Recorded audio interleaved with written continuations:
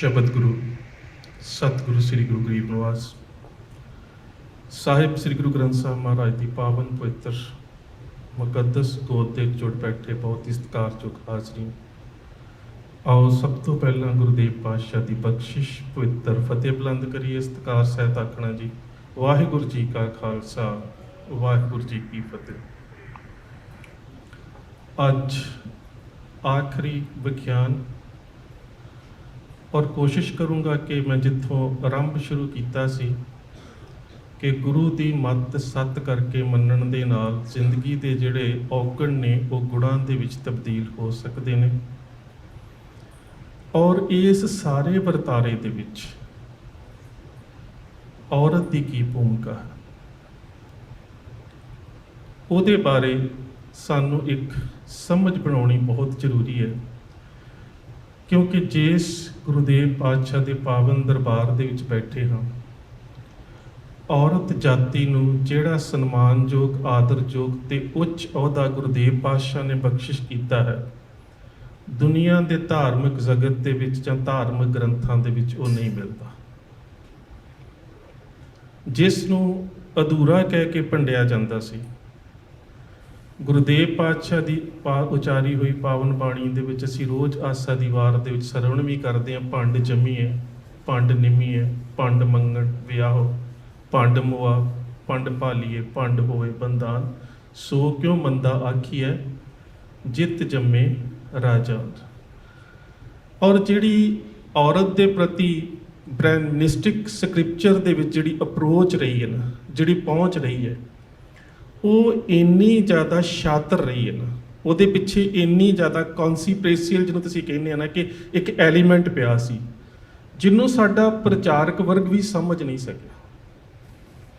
ਔਰ ਅਸੀਂ ਉਹਨਾਂ ਗ੍ਰੰਥਾਂ ਦੇ ਹਵਾਲਿਆਂ ਨੂੰ ਬਹੁਤ ਜ਼ਿਆਦਾ ਸਟੇਜ ਦੇ ਉੱਪਰੋਂ ਮੰਚ ਦੇ ਉੱਪਰੋਂ ਗਲੋਰੀਫਾਈ ਕੀਤਾ, ਕਿਉਂਕਿ ਉਹਦੀ ਜਿਹੜੀ ਪਿੱਛੇ ਭਾਵਨਾ ਸੀ, ਬਿਹਾਈਂਡ ਦਾ ਸੀਨ ਜਿਹੜੀ ਉਹਦੇ ਪਿੱਛੇ ਮੈਂਟੈਲਿਟੀ ਪਈ ਸੀ, ਅਸੀਂ ਉਸ ਨੂੰ ਸਮਝ ਨਹੀਂ ਸਕੇ ਅਜੇ ਤੱਕ ਵੀ। ਪਿੱਛੇ ਜਿਹਦੀ ਗੱਲ ਹੈ ਤੇ ਮੇਰਾ ਵਿਖਿਆਨ ਹੀ ਸਕਾਟਲੈਂਡ ਦੇ ਵਿੱਚ ਇਸ ਵਿਸ਼ੇ ਦੇ ਉੱਪਰ ਸੀ, ਤਾਂ ਮੈਂ ਉੱਥੇ ਵੀ ਇੱਕ ਗੱਲ ਸਾਂਝੀ ਕੀਤੀ ਸੀ ਕਿ ਜਿਸ ਤਰ੍ਹਾਂ ਦੇ ਨਾਲ ਸਾਡੇ ਸਮਾਜ ਦੇ ਵਿੱਚ ਇੱਕ ਬ੍ਰਹਮਨਿਸਟਿਕ ਅਪਰੋਚ ਜਿਹੜੀ ਹੈ ਧਰਮ ਦੇ ਪ੍ਰਤੀ ਪੈਦਾ ਕੀਤੀ ਗਈ ਹੈ, ਜਿਹਦੇ ਵਿੱਚ ਜਾਤੀਵਾਦ ਤੇ ਹੈ ਹੀ ਹੈ, ਕੋਈ ਬ੍ਰਾਹਮਣ ਹੈ, ਕੋਈ ਖੱਤਰੀ ਹੈ, ਕੋਈ ਵੈਸ਼ ਹੈ, ਕੋਈ ਸ਼ੂਦਰ ਹੈ, ਉਹਦੇ ਵਿੱਚ ਔਰਤ ਦੇ ਪ੍ਰਤੀ ਜਿਹੜੀ ਸੋਚ ਹੈ ਉਹ ਵੀ ਐਵੇਂ ਦੀ ਹੈ। ਅਕਸਰ ਜਦੋਂ ਔਰਤ ਨੂੰ ਉਹਨਾਂ ਗ੍ਰੰਥਾਂ ਦੇ ਵਿੱਚੋਂ ਸਰੋਤ ਲੈ ਕੇ ਵਡਿਆਇਆ ਜਾਂਦਾ ਹੈ ਨਾ, ਤਾਂ ਸਾਡਾ ਅਕਸਰ ਪ੍ਰਚਾਰਕ ਵਰਗ ਇਹ ਗੱਲ ਕਹਿ ਦਿੰਦਾ ਹੈ ਕਿ ਜਨਨੀ ਜਨੇ ਤਾਂ ਭਗਤ ਜਨ, ਕਹਿ ਦਾਤਾ ਕਹਿ ਸੂਰ, ਨਹੀਂ ਤਾਂ ਜਨਨੀ ਬਾਜ ਰਹੇ ਕਾਹੇ ਗਵਾਵੇ ਨੂਰ। ਔਰ ਬਹੁਤ ਥਾਵਾਂ 'ਤੇ ਮੈਂ ਵੇਖਿਆ ਹੈ ਕਿ ਕਈ ਵਾਰ ਸਾਡੇ ਵੀਰ ਇਹ ਕਹਿ ਦਿੰਦੇ ਕਿ ਗੁਰੂ ਪਾਤਸ਼ਾਹ ਕਹਿੰਦੇ ਨੇ, ਜਦੋਂ ਕਿ ਗੁਰੂ ਪਾਤਸ਼ਾਹ ਦਾ ਵਿਖਿਆਨ ਨਹੀਂ ਹੈ। ਇਹ ਤਾਂ ਤੁਲਸੀਦਾਸ ਦਾ ਲਿਖਿਆ ਹੋਇਆ ਜਿਹੜਾ ਮਹਾਚਰਿਤਰ ਹੈ, ਇਹ ਉਹਦੇ ਵਿੱਚ ਇਸ ਦਾ ਜ਼ਿਕਰ ਹੈ। ਜਨਨੀ ਜਨੇ ਤਾਂ ਭਗਤ ਜਨ, ਕਹਿ ਦਾਤਾ ਕਹਿ ਸੂਰ। ਹੁਣ ਅਸੀਂ ਸੋਚਦੇ ਹਾਂ ਕਿ ਇਹਦੇ ਵਿੱਚ ਬਹੁਤ ਵਡਿਆਇਆ ਜਾ ਰਿਹਾ ਔਰਤ ਨੂੰ, ਕਿ ਔਰਤ ਜਿਹੜੀ ਹੈ ਉਹ ਜਨਨੀ ਚੰਗੀ ਹੋ ਸਕਦੀ ਹੈ ਜਿਹੜੀ ਦਾਤੇ ਨੂੰ ਜਾਂ ਸੂਰਮੇ ਨੂੰ ਜਾਂ ਭਗਤ ਨੂੰ ਜਨਮ ਦਿੰਦੀ ਹੈ। ਪਰ ਇਹ ਤਿੰਨੇ ਜਿਹੜੀਆਂ ਚੀਜ਼ਾਂ ਨੇ, ਦਾਤਾ ਹੋਣਾ, ਸੂਰਮਾ ਹੋਣਾ, ਭਗਤ ਹੋਣਾ, ਇਹ ਤਿੰਨੇ ਤਾਂ ਇੱਕ ਜਾਤੀ ਤੱਕ ਸੂਚਕ ਨੇ ਕਿ ਇਹਨਾਂ ਤਿੰਨਾਂ ਚੀਜ਼ਾਂ ਦਾ ਅਧਿਕਾਰ ਹੀ ਕੇਵਲ ਤੇ ਕੇਵਲ ਬ੍ਰਾਹਮਣ ਦੇ ਕੋਲ ਹੈ ਜਾਂ ਖੱਤਰੀ ਦੇ ਕੋਲ ਹੈ। ਹੋਰ ਕਿਸੇ ਦੇ ਕੋਲ, ਨਾ ਵੈਸ਼ ਦੇ ਕੋਲ, ਨਾ ਸ਼ੂਦਰ ਦੇ ਕੋਲ ਤਾਂ ਇਹ ਅਧਿਕਾਰ ਹੀ ਨਹੀਂ ਹੈ। ਉਹਦੇ ਪ੍ਰਤੀ ਤਾਂ ਜਿਹੜੀ ਆਮ ਸ਼ੂਦਰ ਔਰਤ ਦੇ ਪ੍ਰਤੀ ਉਹਦੀ ਸੋਚ ਹੈ, ਉਹ ਤਾਂ ਇਸੇ ਹੀ ਗ੍ਰੰਥ ਦੇ ਲਿਖਣ ਬਾਰੇ ਦੀ ਸੋਚ ਹੈ ਕਿ ਢੋਲ ਗਵਾਰ ਸ਼ੂਦਰ ਔਰ ਨਾਰੀ ਇਹ ਸਭ ਤਾੜਨ ਕੇ ਅਧਿਕਾਰੀ, ਕਿ ਔਰਤ ਨੂੰ, ਜਾਨਵਰ ਨੂੰ, ਢੋਲ ਨੂੰ ਤੇ ਸ਼ੂਦਰ ਨੂੰ ਕੁੱਟਣਾ ਹੀ ਚਾਹੀਦਾ। ਸੋ ਜਿਹੜੀ ਉਹਦੀ ਸੋਚ ਦਾ ਅਸਲ ਤੱਤ ਸੀ ਅਸੀਂ ਸਮਝ ਨਾ ਸਕੇ। ਇਸੇ ਤਰ੍ਹਾਂ ਬਹੁਤ ਸਾਰਾ ਮੈਨੂੰ ਲੱਗਦਾ ਕਿ ਸਿੱਖਾਂ ਦੇ ਵਿੱਚ ਵੀ ਯੋਗ ਮਤ ਦਾ ਅੱਜ ਕੱਲ੍ਹ ਬਹੁਤ ਜ਼ਿਆਦਾ ਪ੍ਰਕਰਣ ਤੇ ਪ੍ਰਚਲਨ ਜਿਹੜਾ ਪੈਦਾ ਹੁੰਦਾ ਜਾ ਰਿਹਾ। ਦਰਅਸਲ ਯੋਗ ਮਤ ਟੁੱਟਦਾ ਕਿੱਥੇ ਆ ਗਿਆ? ਗੁਰੂ ਨਾਨਕ ਸਾਹਿਬ ਦੇ ਕਿਰਤ ਦੇ ਸਿਧਾਂਤ ਦੇ ਸਾਹਮਣੇ। ਸਾਨੂੰ ਅੱਜ ਲੋੜ ਕਿਉਂ ਹੈ ਇਹਨਾਂ ਸਰੀਰਕ ਕਿਰਿਆਵਾਂ ਦੀ? ਕਿਉਂਕਿ ਅਸੀਂ ਜਿਹੜੀ ਦੇਹ ਦੀ ਮੁਸ਼ੱਕਤ ਹੈ, ਜਿਹੜੀ ਦੇਹ ਦੀ ਕਿਰਤ ਹੈ, ਉਹਦੇ ਤੋਂ ਟੁੱਟ ਚੁੱਕੇ ਹਾਂ। ਪਰ ਉਹਦੇ ਪ੍ਰਤੀ ਜਿਹੜੇ ਗੋਰਖਨਾਥ ਵਰਗੇ ਜਿਹੜੇ ਯੋਗ ਮਤ ਦੇ ਉਸ ਵੇਲੇ ਦੇ ਗ੍ਰੰਥ ਕਰਤਾ ਨੇ, ਉਹ ਕਹਿੰਦੇ ਨੇ ਕਿ ਤ੍ਰੈ ਬਾਗਣ ਇਨ ਬਾਗਣ ਤ੍ਰੈ ਲੋਈ ਖਾਈ ਦਾਮ ਕਾਟ ਬਾਗਣ ਲੈ ਆਇਆ ਮਾਏ ਕਹੇ ਮੇਰਾ ਭੂਤ ਵਿਆਇਆ। ਉਹਨਾਂ ਨੇ ਔਰਤ ਦੇ ਵਾਸਤੇ ਨਾਗਣ ਤੇ ਬਾਗਣ ਸ਼ਬਦਾਂ ਦੀ ਵਰਤੋਂ ਕੀਤੀ ਹੈ। ਇਸੇ ਤਰ੍ਹਾਂ ਇਸਲਾਮ ਦੇ ਵਿੱਚ ਜਿਹੜਾ ਸ਼ਰੀਅਤ ਦਾ ਕਾਨੂੰਨ ਹੈ, ਉਹਦੇ ਵਿੱਚ ਇੱਕ ਮਰਦ ਦੇ ਬਰਾਬਰ 4 ਔਰਤਾਂ ਦੀ ਜਿਹੜੀ ਗਵਾਹੀ ਹੈ, ਜਿਹੜੀ ਐਵੀਡੈਂਸ ਹੈ, ਉਹ ਮੰਨੀ ਜਾਂਦੀ ਹੈ। ਇਸੇ ਤਰ੍ਹਾਂ ਫਲਸਫੇ ਦੇ ਵਿੱਚ ਔਰਤ ਨੂੰ ਅਧੂਰਾ ਮੰਨਿਆ ਗਿਆ ਹੈ। ਇਸੇ ਤਰ੍ਹਾਂ ਕ੍ਰਿਸਚੈਨਿਟੀ ਦੇ ਵਿੱਚ, ਇਸੇ ਤਰ੍ਹਾਂ ਬੁੱਧਿਜ਼ਮ ਦੇ ਬੁੱਧ ਦੇ ਸਮੇਂ ਔਰਤ ਜਿਹੜੀ ਆ ਬੋਧੀ ਸੰਘ ਦੇ ਵਿੱਚ ਆ ਨਹੀਂ ਸੀ ਸਕਦੀ।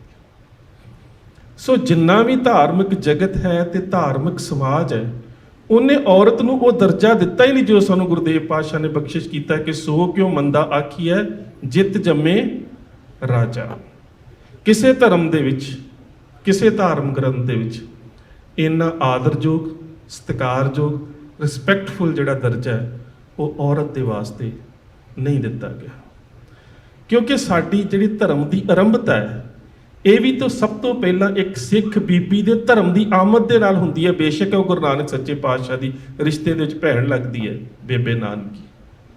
ਗੁਰੂ ਨਾਨਕ ਦੇਵ ਸੱਚੇ ਪਾਤਸ਼ਾਹ ਅਕਸਰ ਆਪਣੀ ਭੈਣ ਨੂੰ ਬੇਬੇ ਕਹਿ ਕੇ ਸੰਬੋਧਿਤ ਹੁੰਦੇ ਨੇ ਕਿ ਵੱਡੀ ਭੈਣ ਨੂੰ ਮਾਂ ਦੇ ਬਰਾਬਰ ਉਹ ਸਤਿਕਾਰ ਦਿੰਦੇ ਨੇ। ਤੇ ਇਸੇ ਕਰਕੇ ਜਦੋਂ ਅਸੀਂ ਪੁਰਾਤਨ ਜਨਮ ਸਾਖੀਆਂ ਦੇ ਵਿੱਚ ਪੜ੍ਹਦੇ ਹਾਂ ਤਾਂ ਭਾਈ ਮੁਰਦਾਨਾ ਜੀ ਵੀ ਉਹਨਾਂ ਦੇ ਵਾਸਤੇ ਬੇਬੇ ਸ਼ਬਦ ਹੀ ਵਰਤਦੇ ਨੇ। ਸੁਲਤਾਨਪੁਰ ਲੋਧੀ ਦੇ ਵਿੱਚ ਮਰਦਾਨਾ ਜੀ ਦੀ ਔਰ ਬੇਬੇ ਨਾਨਕੀ ਜੀ ਦੀ ਇੱਕ ਬਹੁਤ ਪਿਆਰੀ ਵਾਰਤਾਲਾਪ ਹੈ, ਸਾਡੇ ਇਤਿਹਾਸਕ ਸਰੋਤਾਂ ਦੇ ਵਿੱਚ, ਸਾਡੀਆਂ ਪੁਰਾਤਨ ਜਨਮ ਸਾਖੀਆਂ 'ਚ ਮਿਲਦੀ ਹੈ। ਅਕਸਰ ਜਦੋਂ ਗੁਰੂ ਨਾਨਕ ਸੱਚੇ ਪਾਤਸ਼ਾਹ ਨੂੰ ਮਿਲਣ ਦੇ ਵਾਸਤੇ ਜਾਂ ਉਹਨਾਂ ਦੇ ਕੋਲ ਰਹਿਣ ਦੇ ਵਾਸਤੇ ਮਰਦਾਨਾ ਜੀ ਜਾਂਦੇ ਨੇ ਸੁਲਤਾਨਪੁਰ ਲੋਧੀ, ਤਾਂ ਕੁਦਰਤੀ ਭੈਣ ਜਿਹੜੀ ਹੈ ਉਹ ਜੈ ਰਾਮ ਜੀ ਦੀ ਪਤਨੀ ਹੋਣ ਕਰਕੇ ਉਹਨਾਂ ਦਾ ਇੱਕ ਉੱਚਾ ਅਹੁਦਾ ਹੈ ਉੱਥੇ ਦਰਬਾਰ ਦੇ ਵਿੱਚ, ਤਾਂ ਉਹ ਆਪਣੀ ਮਰਜ਼ੀ ਦੇ ਅਨੁਸਾਰ ਜਥਾ ਸ਼ਕਤ ਕੁਛ ਨਾ ਕੁਛ ਭੇਟਾਵਾਂ ਦੇ ਕੇ ਤੋਰਦੀ ਹੈ ਮਰਦਾਨਾ ਜੀ। ਇੱਕ ਦਿਨ ਜਦੋਂ ਮਰਦਾਨਾ ਜੀ ਵਾਪਸ ਆਉਣ ਲੱਗਦੇ ਨੇ ਤੇ ਆਪਣੀ ਜ਼ੁਬਾਨ ਤੋਂ ਆਪ ਹੀ ਇੱਕ ਸ਼ਬਦ ਕਹਿੰਦੇ ਨੇ, ਕਹਿੰਦੇ ਬੇਬੇ ਮੈਨੂੰ ਤੇਰੇ ਭਰਾ ਨੇ ਕਿਸੇ ਤੋਂ ਕੁਛ ਮੰਗਣਾ ਨਹੀਂ ਸਿਖਾਇਆ, ਮੈਂ ਕਦੀ ਵੀ ਕਿਸੇ ਦੇ ਅੱਗੇ ਹੱਥ ਮੰਗਣ ਵਾਸਤੇ ਨਹੀਂ ਕੀਤਾ, ਤੁਸੀਂ ਵੀ ਮੈਨੂੰ ਜੋ ਦਿੰਦੇ ਹੋ ਮੈਂ ਖੁਸ਼ੀ-ਖੁਸ਼ੀ ਸਵੀਕਾਰ ਕਰਕੇ ਚਲਾ ਜਾਂਦਾ, ਪਰ ਅੱਜ ਮੈਂ ਤੁਹਾਡੇ ਕੋਲੋਂ ਆਪਣੀ ਮਰਜ਼ੀ ਦੇ ਨਾਲ ਕੁਝ ਮੰਗਣਾ ਚਾਹੁੰਦਾ। ਤੇ ਬੇਬੇ ਨਾਨਕੀ ਜੀ ਕਹਿੰਦੇ ਨੇ ਕਿ ਦੱਸੋ ਕਿਸ ਚੀਜ਼ ਦੀ ਲੋੜ ਹੈ। ਕਹਿੰਦੇ ਲੋੜ ਵੀ ਮੇਰੀ ਨਿੱਜੀ ਨਹੀਂ, ਲੋੜ ਇਹ ਹੈ ਕਿ ਤੁਹਾਡਾ ਭਰਾ ਜਦੋਂ ਉਸ ਖੁਦਾ ਦੀ ਕਲਾਮ ਦਾ ਉਚਾਰਨ ਕਰਦਾ ਹੈ, ਜਦੋਂ ਧੁਰ ਕੀ ਬਾਣੀ ਨੂੰ ਗਾਇਨ ਕਰਦਾ ਹੈ, ਤੇ ਉਹਦੀ ਆਵਾਜ਼, ਉਹਦਾ ਰਾਗ, ਉਹਦਾ ਸੁਰ ਇੰਨੀ ਜ਼ਿਆਦਾ ਲੈਅ ਦੇ ਵਿੱਚ ਹੈ, ਮੈਨੂੰ ਕਈ ਵਾਰੀ ਇੰਜ ਲੱਗਦਾ ਹੈ ਕਿ ਮੇਰੀ ਰਬਾਬ ਜਿਹੜੀ ਉਹਦੀ ਆਵਾਜ਼ ਦੇ ਹਾਣ ਦੀ ਨਹੀਂ ਹੈ, ਉਹਦੇ ਆਵਾਜ਼ ਦੇ ਬਰਾਬਰ ਦੀ ਨਹੀਂ ਹੈ। ਮੇਰੀ ਰਬਾਬ ਬੜੀ ਪੁਰਾਣੀ ਹੈ, ਬਹੁਤ ਚਿਰ ਤੋਂ ਇਹੀ ਰਬਾਬ ਵਜਾ ਰਿਹਾ ਹੈ, ਤੇ ਮੈਂ ਚਾਹੁੰਦਾ ਕਿ ਜੇ ਮੇਰੇ ਕੋਲ ਰਬਾਬ ਚੰਗੀ ਹੋਵੇ, ਰਬਾਬ ਨਵੀਂ ਹੋਵੇ, ਤੇ ਮੈਂ ਤੁਹਾਡੇ ਭਰਾ ਦੇ ਨਾਲ ਉਸ ਗਾਇਨ ਕੀਤੀ ਜਾਣ ਵਾਲੀ ਰੱਬੀ ਕਲਾਮ ਜਿਹੜੀ ਹੈ ਮੈਂ ਉਹਦੇ ਨਾਲ ਇਨਸਾਫ ਕਰ ਸਕਦਾ। ਉਹਨਾਂ ਨੇ, ਭੈਣ ਜੀ ਨੇ ਉਸੇ ਵੇਲੇ ਕੁਛ ਮਾਇਆ ਕੱਢ ਕੇ ਹੱਥ 'ਤੇ ਰੱਖ ਦਿੱਤੀ ਕਿ ਤੁਸੀਂ ਇੱਥੋਂ ਹੀ ਜਾ ਕੇ ਕਿਸੇ ਵੀ ਮੁਸਲਮਾਨ ਘਰਾਣੇ ਦੇ ਕੋਲੋਂ ਜਿਹੜੇ ਰਬਾਬਾਂ ਤਿਆਰ ਕਰਦੇ ਨੇ ਉਹਨਾਂ ਦੇ ਕੋਲੋਂ ਰਬਾਬ ਲੈ ਆਓ। ਮਰਦਾਨਾ ਬਹੁਤ ਸਾਰੇ ਰਬਾਬ ਵਜਾਉਣ ਵਾਲੇ ਤੇ ਬਣਾਉਣ ਵਾਲੇ ਮੁਸਲਮਾਨ ਕਾਰੀਗਰ ਜਿਹੜੇ ਨੇ ਉਹਨਾਂ ਦੇ ਕੋਲ ਜਾਂਦਾ ਹੈ, ਕੋਈ ਰਬਾਬ ਨਹੀਂ ਦਿੰਦਾ। ਰਬਾਬ ਅਸੀਂ ਬਣਾਉਨੇ ਹਾਂ, ਵਜਾਉਨੇ ਹਾਂ, ਪਰ ਰਬਾਬ ਤੈਨੂੰ ਨਹੀਂ ਦੇ ਸਕਦੇ, ਕਿਉਂਕਿ ਤੂੰ ਆਪਣੇ ਕਿੱਤੇ ਨੂੰ ਛੱਡ ਕੇ, ਤੂੰ ਮਿਰਾਸ ਨੂੰ ਛੱਡ ਕੇ ਕੇਵਲ ਤੇ ਕੇਵਲ ਗੁਰੂ ਨਾਨਕ ਦੇ ਨਾਲ ਖੁਦਾ ਦੇ ਗੁਣਾਂ ਦਾ ਗਾਇਨ ਕਰਨਾ ਸ਼ੁਰੂ ਕਰਤਾ ਹੈ। ਤੂੰ ਸਾਡੇ ਵਿਰਸੇ ਨੂੰ, ਸਾਡੀ ਵਿਰਾਸਤ ਨੂੰ, ਸਾਡੀ ਪਰੰਪਰਾ ਨੂੰ ਛੱਡ ਦਿੱਤਾ ਹੈ, ਅਸੀਂ ਤੈਨੂੰ ਰਬਾਬ ਕਿਉਂ ਦਈਏ। ਫਿਰ ਗੁਰੂ ਨਾਨਕ ਸੱਚੇ ਪਾਤਸ਼ਾਹ ਦੇ ਕੋਲ ਆਉਂਦਾ ਹੈ ਕਿ ਮੇਰੀ ਆਪਣੀ ਮੰਗ ਤਾਂ ਕੁਛ ਵੀ ਨਹੀਂ ਸੀ, ਮੈਂ ਤਾਂ ਤੁਹਾਡੇ ਨਾਲ ਗਾਇਨ ਕਰਨ ਦੇ ਵਾਸਤੇ ਜਿਹੜੀ ਰਬਾਬ ਵਜਾਉਣੀ ਸੀ ਉਹ ਨਵੀਂ ਲੈਣ ਵਾਸਤੇ ਗਿਆ ਸੀ, ਪਰ ਮੈਨੂੰ ਹਰ ਇੱਕ ਨੇ ਦੇਣ ਤੋਂ ਇਨਕਾਰ ਕਰ ਦਿੱਤਾ ਹੈ। ਤੇ ਫਿਰ ਉਸ ਵੇਲੇ ਗੁਰੂ ਨਾਨਕ ਦੇਵ ਸੱਚੇ ਪਾਤਸ਼ਾਹ ਭਾਈ ਮਰਦਾਨੇ ਨੂੰ ਇੰਦਰਸੈਨ ਫਿਰੰਦੇ ਦੇ ਕੋਲ ਭੇਜਦੇ ਨੇ। ਉਹਨਾਂ ਸਮਿਆਂ ਦੇ ਵਿੱਚ ਉਸ ਦੇ ਕੋਲੋਂ ਜਿਹੜੀ ਰਬਾਬ ਹੈ ਉਹ ਲਈ ਜਾਂਦੀ ਹੈ, ਤੇ ਉਹੀ ਰਬਾਬ ਅਦਾਸੀਆਂ ਦੇ ਉੱਪਰ ਤਕਰੀਬਨ 50 ਸਾਲ ਦਾ ਸਮਾਂ ਭਾਈ ਮਰਦਾਨੇ ਦਾ ਸਾਥ ਨਿਭਾਉਂਦੀ ਹੈ।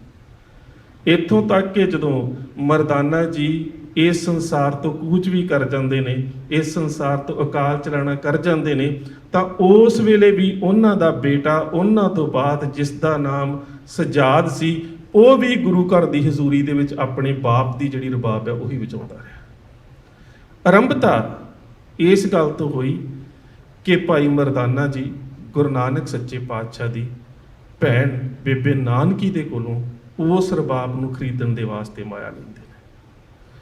ਦੂਸਰੀ ਇਤਿਹਾਸ ਦੇ ਵਿੱਚ ਅਸੀਂ ਜ਼ਿਕਰ ਕਰਦੇ ਹਾਂ ਤਾਂ ਸਾਹਿਬ ਸ੍ਰੀ ਗੁਰੂ ਗ੍ਰੰਥ ਸਾਹਿਬ ਮਹਾਰਾਜ ਦੇ ਵਿੱਚ ਦੁਨੀਆ ਦੇ ਕਿਸੇ ਵੀ ਧਾਰਮਿਕ ਗ੍ਰੰਥ ਦੇ ਵਿੱਚ ਇਸ ਤਰ੍ਹਾਂ ਦੇ ਨਾਲ ਕਿਸੇ ਵੀ ਮਹਿਲਾ ਨੂੰ ਨਹੀਂ ਵਡਿਆਇਆ ਗਿਆ ਜਿਸ ਤਰ੍ਹਾਂ ਦੂਸਰੇ ਪਾਤਸ਼ਾਹ ਦੇ ਮਹਿਲਾਂ ਦੇ ਬਾਰੇ ਸ਼ਬਦ ਇਹਦੇ ਵਿੱਚ ਅੰਕਿਤ ਕੀਤੇ ਗਏ ਨੇ ਕਿ ਬਲਵੰਡ ਖੀਵੀ ਨੇਕ ਜਨ ਜੇ ਬਹੁਤੀ ਸ਼ੌਂ ਪਤਰਾਲੀ ਲੰਗਰ ਦੌਲਤ ਵੰਡੀਏ ਰਸ ਅੰਮ੍ਰਿਤ ਖੀਰ ਕਿਆਲੀ। ਮਾਤਾ ਖੀਵੀ ਜੀ ਦੇ ਬਾਰੇ ਇੰਨੇ ਪਿਆਰੇ ਸ਼ਬਦ ਜਿਹੜੇ ਸਾਹਿਬ ਸ੍ਰੀ ਗੁਰੂ ਗ੍ਰੰਥ ਸਾਹਿਬ ਮਹਾਰਾਜ ਦੇ ਵਿੱਚ ਵਰਤੇ ਗਏ ਨੇ, ਉੱਥੋਂ ਇਸ ਗੱਲ ਦਾ ਪਤਾ ਲੱਗ ਜਾਂਦਾ ਹੈ ਕਿ ਜਿੱਥੇ ਔਰਤ ਨੂੰ ਇੰਨਾ ਮਾਣ ਸਤਿਕਾਰ ਦਿੱਤਾ ਗਿਆ ਉੱਥੇ ਉਹ ਲੰਗਰ ਦੇ ਵਿੱਚ ਸੇਵਾ ਕਿੰਨੀ ਕਰਦੇ ਨੇ ਕਿ ਉਸ ਸੇਵਾ ਨੂੰ ਵੀ ਇਸ ਸ਼ਬਦ ਦੇ ਵਿੱਚ ਸੰਖੇਪ ਰੂਪ ਦੇ ਵਿੱਚ ਸਾਡੇ ਸਾਹਮਣੇ ਰੱਖ ਦਿੱਤਾ ਗਿਆ ਗੁਰੂ ਗ੍ਰੰਥ ਸਾਹਿਬ ਮਹਾਰਾਜ ਦੀ ਬਾਣੀ ਦੇ ਵਿੱਚ ਕਿ ਉਹ ਲੰਗਰ ਦੇ ਵਿੱਚ ਵੀ ਸੇਵਾ ਕਰਦੇ ਨੇ। ਤੇ ਬਹੁਤ ਸਾਰੇ ਤਾਂ ਐਸੇ ਮੱਤ ਵੀ ਨੇ ਜਿੱਥੇ ਕਿਸੇ ਨਾ ਕਿਸੇ ਧਾਰਮਿਕ ਰਹਿਬਰ ਦੇ ਪ੍ਰਸ਼ਾਦੇ ਨੂੰ ਉਹਦੀ ਰੋਟੀ ਨੂੰ ਔਰਤ ਹੱਥ ਵੀ ਨਹੀਂ ਲਗਾ ਸਕਦੀ। ਐਸੇ ਵੀ ਮਤ ਨੇ ਕੁਛ। ਤੀਸਰੀ ਗੱਲ ਉਹ ਮੈਨੂੰ ਦੁਨੀਆ ਦੇ ਅੱਜ ਦੇ ਸਮਾਜ ਦੇ ਵਿੱਚ ਵੀ ਬੜੀ ਵਿਲੱਖਣ ਲੱਗਦੀ ਹੈ। ਤੀਸਰੇ ਪਾਤਸ਼ਾਹ ਗੁਰੂ ਅਮਰਦਾਸ ਵੱਲੋਂ ਆਪਣੀ ਬੇਟੀ ਬੀਬੀ ਭਿਆਨੀ ਜੀ ਦੇ ਵਿਆਹ ਦੇ ਸਮੇਂ ਉਹਨਾਂ ਦੀ ਝੋਲੀ ਦੇ ਵਿੱਚ ਪਾਏ ਹੋਏ 3 ਸੰਦੇਸ਼ ਉਹ ਬੜੇ ਅਹਿਮ ਨੇ। ਤੇ ਮੈਂ ਇੰਜ ਸੋਚਦਾ ਹੈ ਕਿ ਜੇਕਰ ਉਹਨਾਂ ਸੰਦੇਸ਼ਾਂ ਦੀ ਅਹਿਮੀਅਤ ਸਾਨੂੰ ਅੱਜ ਦੇ ਸਮੇਂ ਦੇ ਵਿੱਚ ਵੀ ਪਤਾ ਹੋਵੇ ਤਾਂ ਬਹੁਤ ਸਾਰੀਆਂ ਐਸੀਆਂ ਅਲਾਮਤਾਂ ਸਾਡੇ ਸਮਾਜ ਦੀਆਂ ਬੁਰਾਈਆਂ ਜਿਨ੍ਹਾਂ ਨੂੰ ਅਸੀਂ ਕਹਿ ਸਕਦੇ ਹਾਂ ਉਹਨਾਂ ਤੋਂ ਅਸੀਂ ਕਿਨਾਰਾਕਸ਼ੀ ਕਰ ਸਕਦੇ ਹਾਂ। ਜਿਸ ਵੇਲੇ ਭਾਈ ਜੇਠਾ ਜੀ ਦੇ ਨਾਲ ਜਿਹੜੇ ਬਾਅਦ ਦੇ ਵਿੱਚ ਇਤਿਹਾਸ ਦੇ ਵਿੱਚ ਅਸੀਂ ਗੁਰੂ ਰਾਮਦਾਸ ਪਾਤਸ਼ਾਹ ਦੇ ਰਾਮ ਦੇ ਨਾਲ ਜਾਣਦੇ ਹਾਂ, ਜਦੋਂ ਉਹਨਾਂ ਦਾ ਵਿਆਹ ਬੀਬੀ ਭਾਨੀ ਦੇ ਨਾਲ ਹੋਣ ਲੱਗਾ ਤਾਂ ਕੁਝ ਸਿੱਖਾਂ ਨੇ ਕੀਮਤੀ ਤੋਹਫੇ ਵੀ ਲਿਆ ਕੇ ਦਿੱਤੇ ਕਿ ਗੁਰੂ ਸਾਹਿਬ ਦੀ ਬੇਟੀ ਦਾ ਵਿਆਹ ਹੈ ਤੇ ਕਿਤੇ ਨਾ ਕਿਤੇ ਕੁਝ ਕੀਮਤੀ ਤੋਹਫੇ ਵੀ ਦਿੱਤੇ ਜਿਹੜਾ ਉਹਨਾਂ ਨੇ ਲੈਣ ਤੋਂ ਇਨਕਾਰ ਕਰ ਦਿੱਤਾ। ਸਿੱਖ ਸਵਾਲ ਵੀ ਕਰਦੇ ਨੇ ਕਿ ਤੁਹਾਡਾ ਵਿਆਹ ਹੈ, ਤੁਸੀਂ ਇਸ ਤਰ੍ਹਾਂ ਦਾ ਕੀਮਤੀ ਤੋਹਫਾ ਸਵੀਕਾਰ ਕਿਉਂ ਨਹੀਂ ਕੀਤਾ, ਤੇ ਜੇ ਸਵੀਕਾਰ ਕੀਤੇ ਵੀ ਉਹ ਵੀ ਗਰੀਬਾਂ ਦੇ ਵਿੱਚ ਵੰਡ ਦਿੱਤੇ। ਕਿਉਂਕਿ ਇਸ ਗੱਲ ਦੀ ਸੋਝੀ ਸੀ ਕਿ ਹਰ ਪ੍ਰਭ ਮੇਰੇ ਬਾਬਲਾ ਹਰ ਦੇਵੋ ਦਾਨ ਮੈਂ ਦਾਜੋ ਹਰ ਕੱਪੜਾ ਹਰ ਸੋਭਾ ਦੇਵੋ ਜਿਤ ਸਵਰੇ ਮੇਰਾ ਕਾਜੋ। ਤੇ ਜਦੋਂ ਰਸਮ ਹੋਣ ਲੱਗੀ ਉਹਨਾਂ ਸਮਿਆਂ ਦੇ ਵਿੱਚ ਉਸ ਤੋਂ ਦੀ ਪ੍ਰਚਲਿਤ ਮਰਿਆਦਾ ਦੇ ਅਨੁਸਾਰ ਤੇ ਪਾਤਸ਼ਾਹ ਕਹਿੰਦੇ ਨੇ ਕਿ ਬੇਟਾ ਮੈਂ ਤੇਰੀ ਝੋਲੀ ਦੇ ਵਿੱਚ 3 ਭੱਬੇ ਪਾਉਣ ਲੱਗਾ। ਪੰਜਾਬੀ ਦਾ ਸ਼ਬਦ ਭੱਬਾ ਕਹਿੰਦੇ ਕਿ ਇਹਨਾਂ ਦਾ ਮਤਲਬ ਹੈ ਭਲਾ ਜੀ, ਭੁੱਲਾ ਜੀ ਤੇ ਭਾਣਾ ਜੀ। ਜ਼ਿੰਦਗੀ ਦੇ ਵਿੱਚ ਜਿਹੜੀਆਂ ਸਾਡੀਆਂ ਡੋਮੈਸਟਿਕ ਪ੍ਰੋਬਲਮ ਨੇ ਉਹਨਾਂ ਦੇ 3 ਹੀ ਕਾਰਨ ਨੇ। ਇੱਕ ਤਾਂ ਗਲਤੀ ਪਤਨੀ ਕੋਲੋਂ ਹੋ ਸਕਦੀ ਹੈ, ਦੂਸਰਾ ਗਲਤੀ ਪਤੀ ਕੋਲੋਂ ਹੋ ਸਕਦੀ ਹੈ ਤੇ ਤੀਸਰਾ ਸਮਾਜ ਦੇ ਵਿੱਚ ਰਹਿੰਦਿਆਂ ਕੋਈ ਸਮਾਜਿਕ ਸਮੱਸਿਆ ਵੀ ਆ ਸਕਦੀ ਹੈ। ਉਹ ਸਮਾਜ ਤੋਂ ਲੈ ਕੇ ਆਰਥਿਕਤਾ ਤੱਕ ਕੋਈ ਵੀ ਹੋ ਸਕਦੀ ਹੈ ਤੇ ਉਹਨਾਂ ਦੇ ਪ੍ਰਤੀ ਤੁਸੀਂ ਪ੍ਰਤੀਕਰਮ ਕਿਵੇਂ ਦੇਣਾ, ਉਹਨਾਂ ਤੇ ਰਿਐਕਸ਼ਨ ਕਿਵੇਂ ਦੇਣਾ। ਪਾਤਸ਼ਾਹ ਕਹਿੰਦੇ ਬੇਟਾ ਮੈਂ ਤੈਨੂੰ ਸਿਰਫ ਇਹੀ ਗੱਲ ਸਮਝਾਉਣਾ ਚਾਹੁੰਦਾ ਕਿ ਗਲਤੀ ਤੇਰੇ ਕੋਲ ਹੋ ਜਾਵੇ ਤੇ ਭੁੱਲਾ ਜੀ ਆਪਣੀ ਗਲਤੀ ਨੂੰ ਸਵੀਕਾਰ ਕਰ ਲਵੋ। ਗਲਤੀ ਤੁਹਾਡੇ ਪਤੀ ਕੋਲ ਹੋ ਜਾਵੇ ਤੇ ਭਲਾ ਜੀ ਫਿਰ ਕੀ ਹੋ ਗਿਆ, ਗਲਤੀ ਕਿਸੇ ਕੋਲ ਵੀ ਹੋ ਸਕਦੀ ਹੈ। ਤੇ ਇਸ ਸਮਾਜ ਦੇ ਵਿੱਚ ਰਹਿੰਦਿਆਂ ਕੋਈ ਸਮਾਜਿਕ ਜਾਂ ਆਰਥਿਕ ਸਮੱਸਿਆ ਆ ਜਾਵੇ ਤੇ ਭਾਣਾ ਜੀ ਉਸ ਨੂੰ ਰੱਬ ਦਾ ਭਾਣਾ ਕਹਿ ਕੇ ਸਵੀਕਾਰ ਕਰੋ ਕਿ ਅੱਜ ਦਿਨ ਮਾੜੇ ਨੇ ਕੱਲ ਨੂੰ ਆਪਣੇ ਆਪ ਚੰਗੇ ਹੋ ਜਾਣਗੇ। ਇਹ ਵੀ ਉਹਦੇ ਭਾਣੇ ਦੇ ਵਿੱਚ ਨੇ ਤੇ ਚੰਗਾ ਸਮਾਂ ਵੀ ਉਹਦੇ ਭਾਣੇ ਦੇ ਵਿੱਚ ਹੋਵੇਗਾ। ਸੋ ਪਾਤਸ਼ਾਹ ਕਹਿੰਦੇ ਨੇ ਕਿ ਮੈਂ ਤੁਹਾਨੂੰ 3 ਭੱਬਿਆਂ ਦੀ ਬਖਸ਼ਿਸ਼ ਕੀਤੀ ਹੈ, ਭਲਾ ਜੀ, ਭੁੱਲਾ ਜੀ ਤੇ ਭਾਣਾ ਜੀ। ਇਹ ਬਖਸ਼ਾ ਆਪਣੀ ਬੇਟੀ ਦੀ ਝੋਲੀ ਦੇ ਵਿੱਚ ਗੁਰਦੇਵ ਪਾਤਸ਼ਾਹ ਨੇ ਪਾਈਆਂ ਨੇ। ਉਸ ਤੋਂ ਅੱਗੇ ਜਦੋਂ ਅਸੀਂ ਇਤਿਹਾਸ ਦੇ ਵਿੱਚ ਚੱਲਦੇ ਹਾਂ ਤਾਂ ਜਿੰਨੇ ਵੀ ਗੁਰੂ ਕੇ ਮਹਿਲ ਨੇ ਉਹਨਾਂ ਦੀ ਜਿਹੜੀ ਉਹਨਾਂ ਸਮਿਆਂ 'ਚ ਇਤਿਹਾਸ ਦੇ ਵਿੱਚ ਭੂਮਿਕਾ ਹੈ ਉਹ ਬਹੁਤ ਜ਼ਿਆਦਾ ਵਿਲੱਖਣ ਹੈ ਤੇ ਸੀਮਤ ਵਕਤ ਦੇ ਵਿੱਚ ਇਹਨਾਂ ਸਾਰੇ ਵਰਤਾਰਿਆਂ ਨੂੰ ਬਿਆਨ ਕਰਨਾ ਇੰਨਾ ਸੌਖਾ ਨਹੀਂ ਹੁੰਦਾ ਕਿਉਂਕਿ ਇਤਿਹਾਸ ਦੇ ਵਿੱਚ ਪ੍ਰਕਰਣ ਤੇ ਵਿਖਿਆਨ ਲੰਬੇ ਹੁੰਦੇ ਨੇ, ਵਕਤ ਜਿਹੜਾ ਉਹ ਸੀਮਤ ਹੁੰਦਾ ਹੈ। ਪਰ ਇਸ ਤੋਂ ਅੱਗੇ ਆ ਕੇ ਸਭ ਤੋਂ ਅਹਿਮੀਅਤ ਇਤਿਹਾਸ ਦੇ ਵਿੱਚ ਮਾਤਾ ਗੁਜਰੀ ਜੀ ਦੀ, ਜਿਨ੍ਹਾਂ ਦੇ ਪਤੀ ਵੀ ਸ਼ਹੀਦ, ਪੋਤਰੇ ਵੀ ਸ਼ਹੀਦ, ਤੇ ਇਹਦੇ ਤੋਂ ਇਲਾਵਾ ਭਰਾ ਵੀ ਸ਼ਹੀਦ, ਤੇ ਭਰਾਵਾਂ ਦੇ ਅੱਗੋਂ ਪਰਿਵਾਰ ਦੇ ਵਿੱਚੋਂ ਵੀ ਸ਼ਹਾਦਤਾਂ ਹੋਈਆਂ। ਇੰਨਾ ਲੰਬਾ ਹੈ ਸ਼ਹਾਦਤਾਂ ਦਾ ਵਿਸਰਾ ਜਿਹੜਾ ਹੈ ਉਹ ਮਾਤਾ ਗੁਜਰੀ ਜੀ ਦੇ ਜੀਵਨ ਦੇ ਵਿੱਚ, ਕਿ ਆਰੰਭ ਤੋਂ ਹੀ ਉਹਨਾਂ ਨੇ ਆਪਣੇ ਵਿਆਹ ਤੋਂ ਬਾਅਦ ਪਤੀ ਦੀ ਸ਼ਹਾਦਤ ਨੂੰ ਤੱਕਿਆ, ਮੈਦਾਨੇ ਜੰਗ ਦੇ ਵਿੱਚ ਅਨੰਦਪੁਰ ਸਾਹਿਬ ਦੇ ਵਿੱਚ ਗੁਰੂ ਕੇ ਪਿਆਰੇ ਸਿੱਖਾਂ ਦੀਆਂ ਸ਼ਹਾਦਤਾਂ ਨੂੰ ਤੱਕਿਆ, ਪਰਿਵਾਰ ਵਿਛੋੜੇ ਨੂੰ ਤੱਕਿਆ, ਤੇ ਫਿਰ ਆਪਣੀ ਗੋਦ ਦੇ ਵਿੱਚੋਂ ਹੀ ਸ਼ਹਾਦਤ ਦੇ ਵਾਸਤੇ ਆਪਣੇ 2 ਪੋਤਰਿਆਂ ਨੂੰ ਤੋਰਿਆ, ਸਾਹਿਬਜ਼ਾਦਾ ਜ਼ੋਰਾਵਰ ਸਿੰਘ ਤੇ ਸਾਹਿਬਜ਼ਾਦਾ ਫਤਿਹ ਸਿੰਘ। ਦਾਦੀ ਮਾਂ ਆਪਣੇ ਪੋਤਰਿਆਂ ਨੂੰ ਆਪਣਾ ਵਿਰਸਾ ਤੇ ਆਪਣਾ ਇਤਿਹਾਸ ਕਿਵੇਂ ਦ੍ਰਿੜ ਕਰਾਉਂਦੀ ਹੈ, ਇਸ ਦੇ ਬਾਰੇ ਇੱਕ ਉਰਦੂ ਦੇ ਸ਼ਾਇਰ ਹਕੀਮ ਮਿਰਜ਼ਾ ਅਲਾ ਯਾਰ ਖਾਂ ਜੋਗੀ ਆਪਣੀ ਰਚਨਾ ਸ਼ਹੀਦਾਂ ਨੇ ਵਫਾ 'ਚ ਲਿਖਦੇ ਨੇ। ਕਹਿੰਦੇ ਨੇ ਕਿ ਜਦੋਂ ਤੀਸਰਾ ਦਿਨ ਸੀ, 2 ਪੇਸ਼ੀਆਂ ਹੋ ਚੁੱਕੀਆਂ ਸੀ। ਵਜ਼ੀਰ ਖਾਨ ਦੇ ਦਰਬਾਰ ਦੇ ਵਿੱਚ ਸਾਹਿਬਜ਼ਾਦਾ ਜ਼ੋਰਾਵਰ ਸਿੰਘ ਤੇ ਸਾਹਿਬਜ਼ਾਦਾ ਫਤਿਹ ਸਿੰਘ 2 ਵਾਰੀ ਦਰਬਾਰ ਦੇ ਵਿੱਚ ਜਾ ਕੇ ਵਾਪਸ ਆ ਚੁੱਕੇ ਸਨ, 2 ਪੇਸ਼ੀਆਂ ਹੋ ਚੁੱਕੀਆਂ ਸੀ। ਤੀਸਰੇ ਦਿਨ ਜਦੋਂ ਸੂਬੇ ਨੇ ਇਹ ਗੱਲ ਕਹੀ, ਜਦੋਂ ਤੀਸਰੇ ਦਿਨ ਕਚਹਿਰੀ ਲੱਗਦੀ ਹੈ, ਤਾਂ ਉਸ ਵੇਲੇ ਸੂਬਾ ਇਹ ਗੱਲ ਕਹਿੰਦਾ ਸਾਹਿਬਜ਼ਾਦਿਆਂ ਨੂੰ ਸੁੱਚਾ ਆਨੰਦ ਦੇ ਰਾਹੀਂ, ਉਹ ਕਹਿੰਦਾ ਕਿ ਜੇਕਰ ਤੁਸੀਂ ਅੱਜ ਦੀਨੇ ਇਸਲਾਮ ਕਬੂਲ ਕਰ ਲਓ ਤੇ ਅਸੀਂ ਆਪਣੇ ਬਾਦਸ਼ਾਹ ਸ਼ਾਹ ਔਰੰਗਜ਼ੇਬ ਨੂੰ ਕਹਿ ਕੇ ਤੁਹਾਡਾ ਆਨੰਦਪੁਰ ਸਾਹਿਬ ਵੀ ਵਾਪਸ ਦਵਾ ਦੇਵਾਂਗੇ, ਤੁਹਾਨੂੰ ਧਨ ਦੌਲਤ ਵੀ ਦੇ ਦੇਵਾਂਗੇ। ਛੋਟੇ ਸਾਹਿਬਜ਼ਾਦਿਆਂ ਦਾ ਜਵਾਬ ਜਿਹੜਾ ਇਸੇ ਕਵੀ ਨੇ ਲਿਖਿਆ ਉਹ ਬੜਾ ਸਮਝਣ ਵਾਲਾ ਹੈ।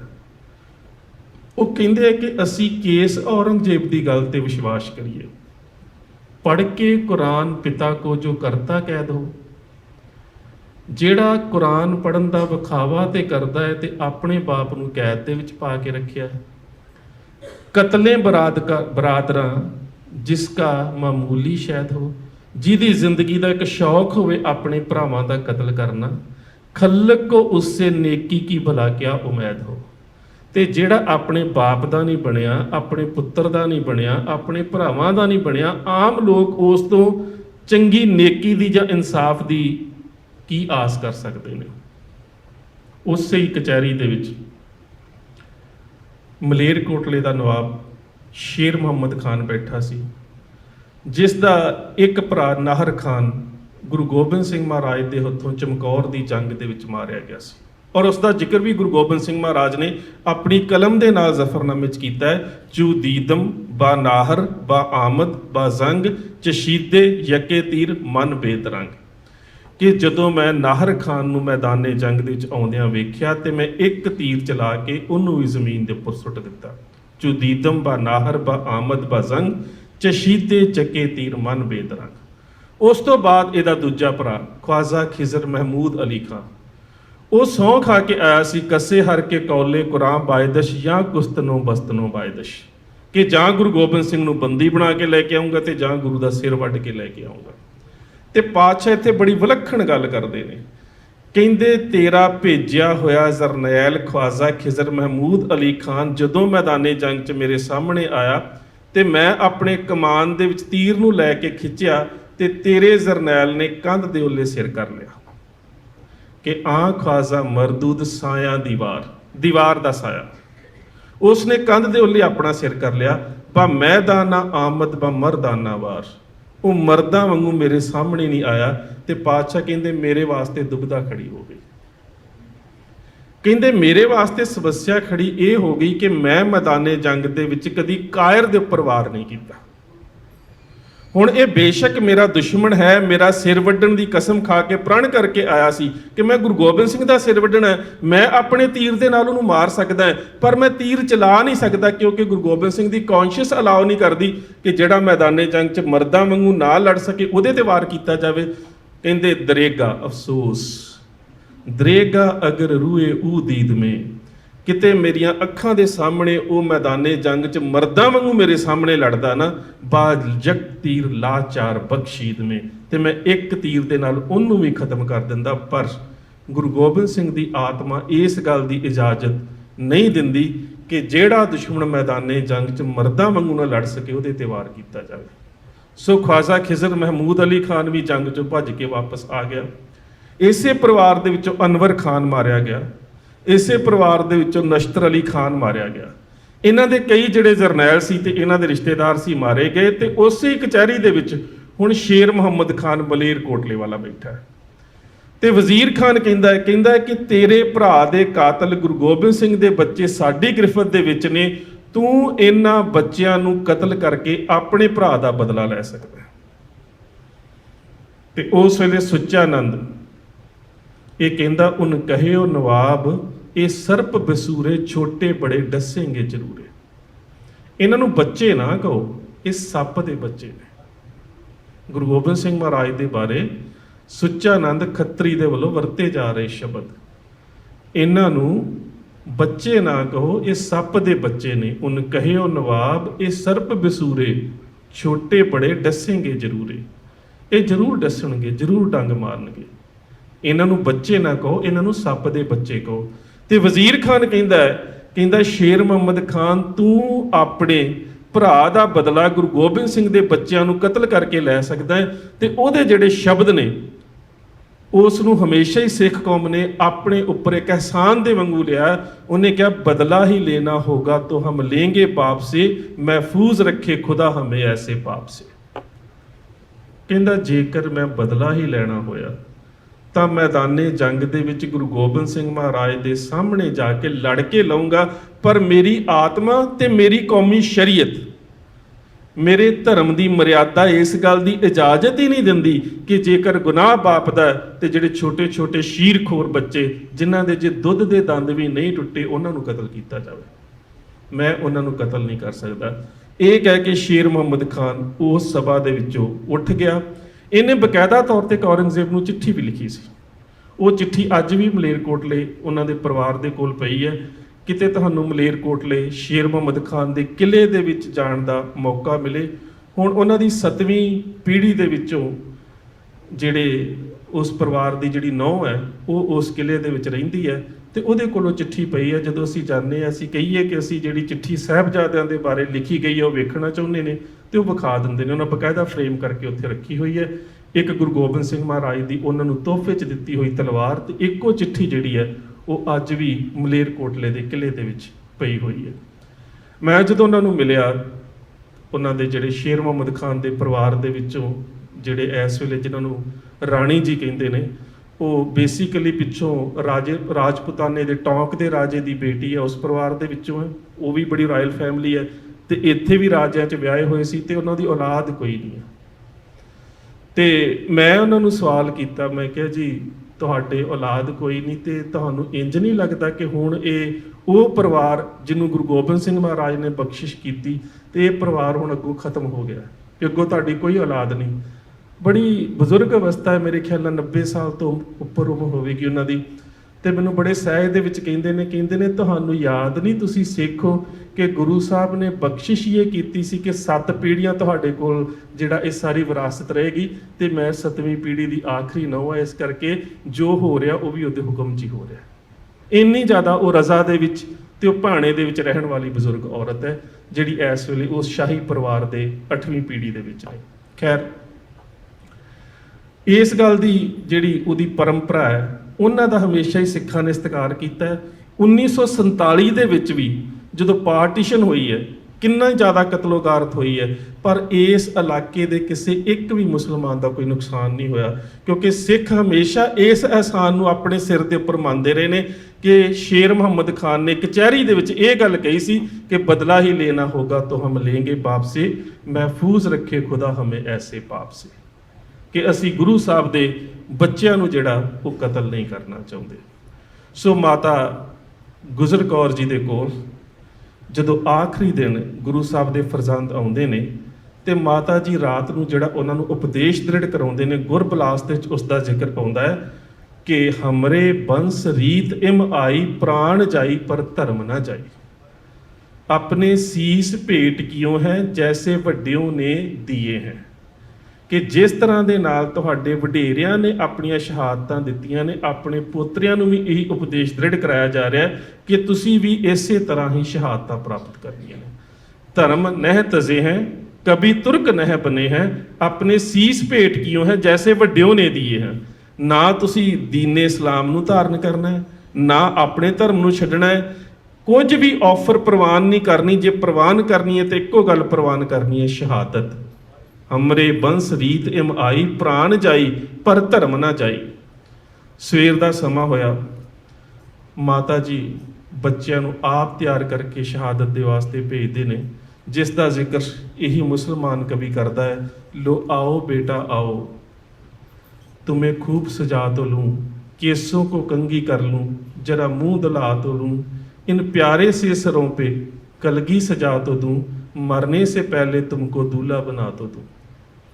सो माता गुजरी जी अपनी गोद दे विचों आप अपने पोतरिਆਂ ਨੂੰ ਸ਼ਹਾਦਤ ਦੇ ਵਾਸਤੇ ਤੋਰਦੇ ਨੇ।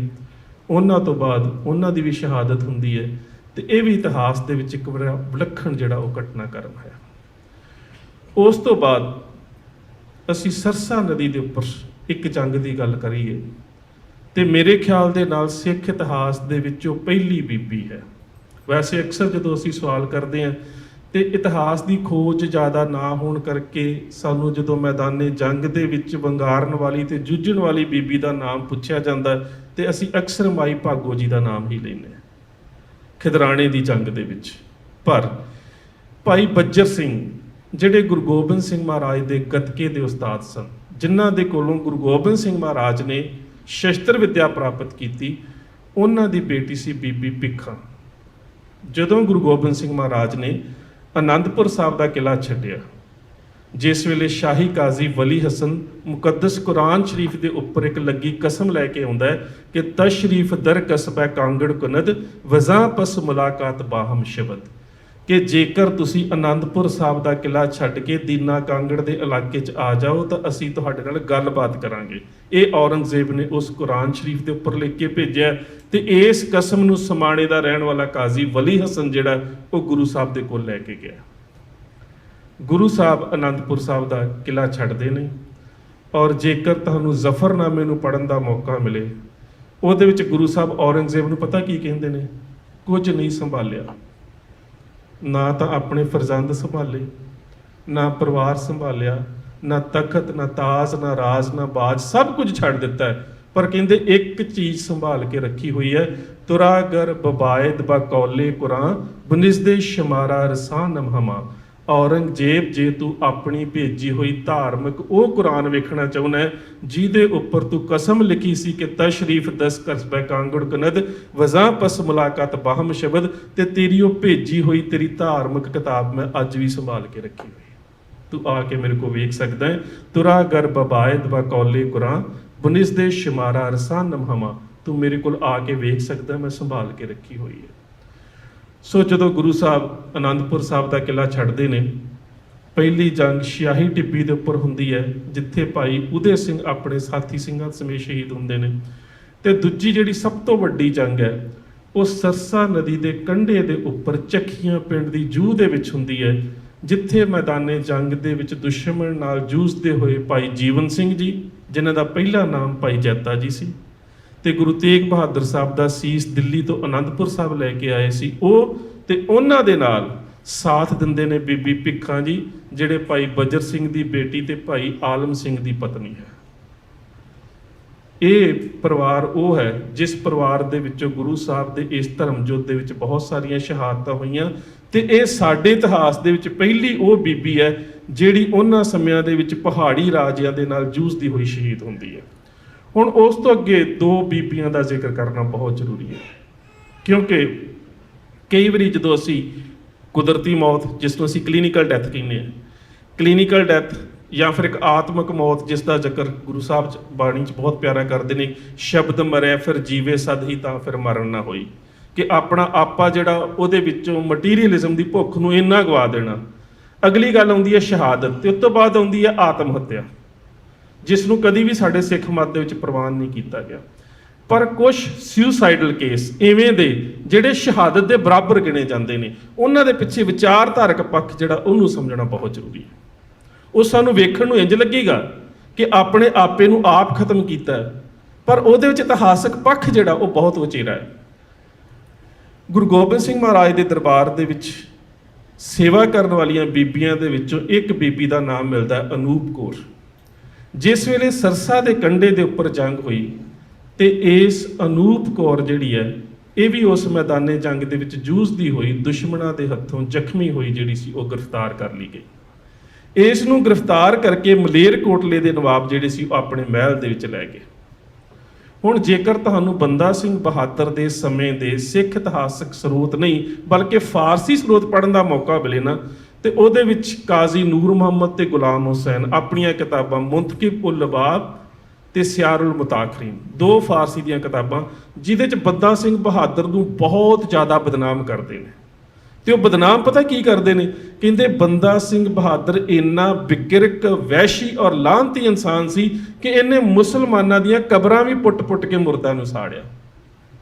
ਪਰ ਇੱਕੋ ਹੀ ਘਟਨਾ ਹੈ, ਉਹਦੇ ਪਿੱਛੇ ਉਹ ਜੋ ਕਹਿਣਾ ਚਾਹੁੰਦੇ ਨੇ ਉਹਨਾਂ ਦੇ ਕੋਲ ਇੱਕ ਸਬੂਤ ਹੈ, ਪਰ ਉਹਦਾ ਜਿਹੜਾ ਸੱਚ ਹੈ ਉਹ ਨਹੀਂ ਦੱਸਣਾ ਚਾਹੁੰਦੇ, ਕਿਉਂਕਿ ਉਹ ਸਟੇਟ ਦੇ ਹਿਸਟੋਰੀਅਨ ਨੇ, ਉਹ ਦੁਸ਼ਮਣ ਦੇ ਲਿਖਾਰੀ ਨੇ, ਉਹ ਉਹਦਾ ਸੱਚ ਨਹੀਂ ਪੇਸ਼ ਕਰਨਾ ਚਾਹੁੰਦੇ। ਇਹ ਜਿਹੜੀ ਅਨੂਪ ਕੌਰ ਸੀ, ਇਸ ਨੂੰ ਫੜ ਕੇ ਮਲੇਰਕੋਟਲੇ ਦੇ ਕਿਲ੍ਹੇ ਦੇ ਵਿੱਚ ਕੈਦ ਕੀਤਾ ਗਿਆ ਤੇ ਮਲੇਰਕੋਟਲੇ ਦਾ ਨਵਾਬ ਇਸ ਨੂੰ ਕਹਿੰਦਾ ਹੈ ਕਿ ਤੂੰ ਦੀਨੇ ਇਸਲਾਮ ਨੂੰ ਕਬੂਲ ਕਰ। ਉਹ ਬੀਬੀ ਦੀਨੇ ਇਸਲਾਮ ਕਬੂਲ ਕਰਨ ਤੋਂ ਇਨਕਾਰ ਕਰਦੀ ਹੈ। ਕਿਸੇ ਤਰ੍ਹਾਂ ਦੇ ਨਾਲ ਇੱਕ ਨੌਕਰਾਣੀ ਦੇ ਕੋਲੋਂ ਇੱਕ ਖੰਜਰ ਮੰਗਵਾ ਕੇ ਉਹ ਆਪਣੇ ਪੇਟ ਦੇ ਵਿੱਚ ਮਾਰ ਕੇ ਆਪਣੇ ਸਰੀਰ ਨੂੰ, ਜਾਨ ਨੂੰ ਖਤਮ ਕਰ ਦਿੰਦੀ ਹੈ। ਤੇ ਜਦੋਂ ਮਲੇਰਕੋਟਲੇ ਦੇ ਨਵਾਬ ਨੂੰ ਪਤਾ ਲੱਗਦਾ ਕਿ ਮੇਰੇ ਜੇਲ੍ਹ ਦੇ ਵਿੱਚ ਇੱਕ ਸਿੱਖ ਬੀਬੀ ਜਿਸ ਨੂੰ ਮਹਿਲ ਦੇ ਵਿੱਚ ਹਰਮ ਦੇ ਵਿੱਚ ਲਿਆਉਣ ਲਈ ਲਿਆਂਦਾ ਗਿਆ ਸੀ, ਉਸ ਨੇ ਆਤਮ ਹੱਤਿਆ ਕਰ ਲਈ ਹੈ ਤੇ ਉਸ ਨੂੰ ਮਲੇਰਕੋਟਲੇ ਦੇ ਮਹਿਲ ਦੇ ਪਿਛਲੇ ਪਾਸੇ ਮੁਸਲਮਾਨਾਂ ਦੇ ਕਬਰਸਤਾਨ 'ਚ ਦਬਾ ਦਿੱਤਾ ਜਾਂਦਾ ਹੈ। ਹੁਣ ਬੀਬੀ ਸਿੱਖ ਹੈ, ਅਨੂਪ ਕੌਰ ਅੰਮ੍ਰਿਤਧਾਰੀ ਹੈ, ਉਹਦੀਆਂ ਜਿਹੜੀਆਂ ਅੰਤਮ ਰਸਮਾਂ ਨੇ ਕਫਨ ਤੇ ਦਫਨ ਦੀਆਂ ਉਹ ਇਸਲਾਮ ਦੇ ਮੁਤਾਬਕ ਕਰ ਦਿੱਤੀਆਂ ਜਾਂਦੀਆਂ ਨੇ। ਜਦੋਂ ਬੰਦਾ ਸਿੰਘ ਬਹਾਦਰ ਸਰਹੰਦ ਨੂੰ ਫਤਿਹ ਕਰਨ ਤੋਂ ਬਾਅਦ ਇਸ ਇਲਾਕੇ 'ਚ ਆਉਂਦਾ ਤੇ ਮਲੇਰਕੋਟਲੇ ਦਾ ਇੱਕ ਵਪਾਰੀ ਕਿਸ਼ਨ ਚੰਦ ਅਰੋੜਾ ਉਹ ਬੰਦਾ ਸਿੰਘ ਬਹਾਦਰ ਨੂੰ ਇੱਕ ਖਬਰ ਦਿੰਦਾ ਹੈ, ਕਹਿੰਦਾ ਹੈ ਕਿ ਇੱਥੇ ਮਲੇਰਕੋਟਲੇ ਦੇ ਲੋਕਾਂ ਦੇ ਵਿੱਚ ਇੱਕ ਅਫਵਾਹ ਹੈ ਕਿ ਇੱਕ ਸਿੱਖ ਬੀਬੀ ਜਿਹੜੀ ਆਨੰਦਪੁਰ ਸਾਹਿਬ ਤੋਂ ਇਹਨਾਂ ਨੇ ਗ੍ਰਿਫਤਾਰ ਕੀਤੀ ਸੀ, ਉਸ ਦਾ ਅੰਤਮ ਸੰਸਕਾਰ ਤੁਹਾਡੀ ਮਰਿਆਦਾ ਦੇ ਮੁਤਾਬਕ ਨਹੀਂ ਹੋਇਆ, ਬਲਕਿ ਉਸ ਨੂੰ ਇਸਲਾਮ ਦੇ ਮੁਤਾਬਕ ਜਿਹੜਾ ਸੀਗਾ ਉਹਦੀ ਨਮਾਜ਼ੇ ਜਨਾਜ਼ਾ ਤੇ ਨਮਾਜ਼ੇ ਮਈਤ ਪੜ੍ਹ ਕੇ ਉਸ ਨੂੰ ਦਫਨ ਕਰ ਦਿੱਤਾ ਗਿਆ। ਉਸ ਤੋਂ ਬਾਅਦ ਬੰਦਾ ਸਿੰਘ ਬਹਾਦਰ ਕਬਰਾਂ ਨੂੰ ਫੋਲ ਕੇ ਉਸ ਬੀਬੀ ਦੀ ਕਬਰ ਨੂੰ ਪੁੱਟਦਾ, ਉਸ ਦੇ ਪਿੰਜਰ ਨੂੰ ਬਾਹਰ ਕੱਢਦਾ ਤੇ ਫਿਰ ਸਿੱਖ ਮਰਿਆਦਾ ਦੇ ਮੁਤਾਬਕ ਉਸ ਦਾ ਅੰਤਮ ਸੰਸਕਾਰ ਕਰਦਾ ਹੈ। ਇਸ ਬੀਬੀ ਨੇ ਦੀਲੇ ਇਸਲਾਮ ਧਰਮ ਨਾ ਧਾਰਨ ਦੇ ਕਰਕੇ ਆਪਣਾ ਆਪਾ ਜਿਹੜਾ ਸੀ ਕੁਰਬਾਨ ਕਰ ਦਿੱਤਾ। ਹੁਣ ਅਸੀਂ ਇਸ ਨੂੰ ਸੁਸਾਈਡ ਨਹੀਂ ਕਵਾਂਗੇ, ਅਸੀਂ ਇਸ ਨੂੰ ਸ਼ਹਾਦਤ ਕਵਾਂਗੇ, ਕਿਉਂਕਿ ਇਹਦੇ ਵਿੱਚ ਉਸ ਦਾ ਆਪਣੀ ਜਾਨ ਨੂੰ ਖਤਮ ਕਰਨ ਦਾ ਪ੍ਰਯੋਜਨ ਜਾਂ ਮਕਸਦ ਕਿਸੇ ਚੀਜ਼ ਤੋਂ ਡਰ ਕੇ ਨਹੀਂ ਹੈ, ਸਗੋਂ ਬਹਾਦਰੀ ਦੇ ਵਿੱਚ ਹੈ ਕਿ ਮੈਂ ਆਪਣਾ ਧਰਮ, ਆਪਣਾ ਜਿਹੜਾ ਅਕੀਦਾ ਹੈ ਉਹ ਤਬਦੀਲ ਨਹੀਂ ਕਰਨਾ। ਮੈਂ ਮੌਤ ਤੇ ਪ੍ਰਵਾਨ ਕਰ ਸਕਦੀ ਹਾਂ, ਪਰ ਮੈਂ ਆਪਣਾ ਧਰਮ ਜੋ ਗੁਰੂ ਪਾਤਸ਼ਾਹ ਨੇ ਮੈਨੂੰ ਖੰਡੇ ਬਾਟੇ ਦੀ ਪਹੁਲ ਬਖਸ਼ਿਸ਼ ਕੀਤੀ ਹੈ, ਮੈਂ ਉਸ ਅਕੀਦੇ ਨੂੰ ਨਹੀਂ ਤਿਆਗ ਸਕਦੀ। ਉਸ ਤੋਂ ਬਾਅਦ ਦੂਜੀ ਸ਼ਹਾਦਤ ਦੀ ਗੱਲ ਆਉਂਦੀ ਹੈ, ਇਹਦਾ ਜ਼ਿਕਰ ਵੀ ਸਾਡੇ ਇੱਕੋ ਹੀ ਸਿੱਖ ਸਰੋਤ ਦੇ ਵਿੱਚ ਮਿਲਦਾ ਹੈ।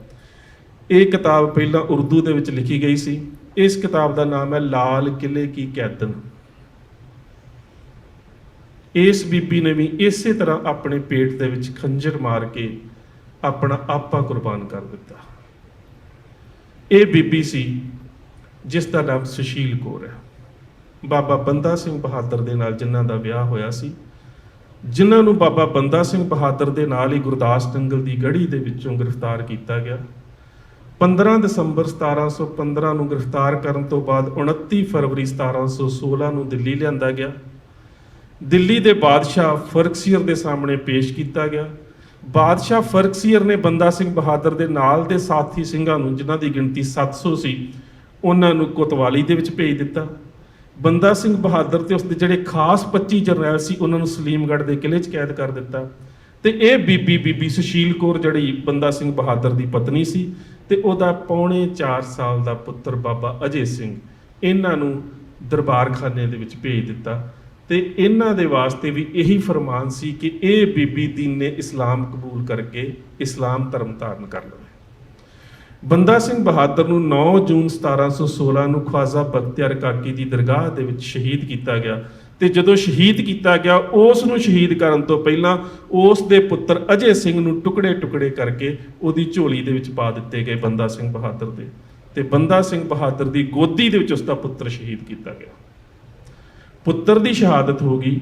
ਇਸੇ ਦਿਨ ਰਾਤ ਨੂੰ ਬੰਦਾ ਸਿੰਘ ਬਹਾਦਰ ਦੀਆਂ ਪਹਿਲਾਂ ਅੱਖਾਂ ਕੱਢੀਆਂ ਗਈਆਂ, ਫਿਰ ਉਸ ਦਾ ਮਾਸ ਜਮੂਰਾਂ ਦੇ ਨਾਲ ਨੋਚਿਆ ਗਿਆ, ਫਿਰ ਉਹਦੇ ਵੀ ਜਿਸਮ ਦੇ ਕਈ ਟੁਕੜੇ ਕਰਕੇ ਉੱਥੇ ਸੁੱਟ ਦਿੱਤੇ ਗਏ। ਇੱਕੋ ਦਿਨ ਦੇ ਵਿੱਚ ਇਸ ਬੀਬੀ ਸੁਸ਼ੀਲ ਕੌਰ ਨੇ ਪਤੀ ਦੀ ਸ਼ਹਾਦਤ ਨੂੰ ਤੱਕਿਆ, ਪੁੱਤਰ ਦੀ ਸ਼ਹਾਦਤ ਨੂੰ ਤੱਕਿਆ ਤੇ ਆਪਣੇ ਪਤੀ ਦਾ ਸਾਥ ਦੇਣ ਵਾਲੇ 25 ਸਿੰਘਾਂ ਦੀ ਸ਼ਹਾਦਤ ਨੂੰ ਉੱਥੇ ਤੱਕਿਆ। ਅਖੀਰ ਇਸ ਬੀਬੀ ਨੂੰ ਕਿਹਾ ਗਿਆ ਕਿ ਤੁਸੀਂ ਵੀ ਆਪਣੇ ਧਰਮ ਨੂੰ ਤਬਦੀਲ ਕਰਕੇ ਦੀਨ ਇਸਲਾਮ 'ਚ ਆ ਜਾਓ। ਹੁਣ ਇਸ ਬੀਬੀ ਦੇ ਵਾਸਤੇ ਇੱਕ ਸਮੱਸਿਆ ਹੈ ਕਿ ਨਾ ਤੇ ਉਸ ਦੇ ਕੋਲ ਜ਼ਿੰਦਗੀ ਜਿਉਣ ਦਾ ਸਾਧਨ ਹੈ ਤੇ ਨਾ ਮੌਤ ਦਾ ਸਾਧਨ ਹੈ।